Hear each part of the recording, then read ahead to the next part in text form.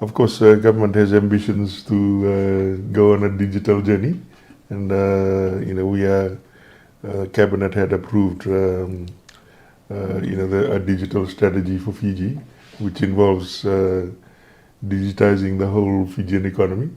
The challenge is with anything there is also the increase of scams and illegal activity.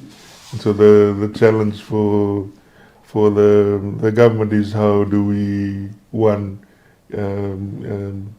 be in step with the there's digitization increases, and two, I think more importantly, how do we create awareness and try and make the people of Fiji aware that yes, with the heightened level of convenience and seamless money transfer, there are some risks that we need to be very cognizant of and be aware of it. Yeah.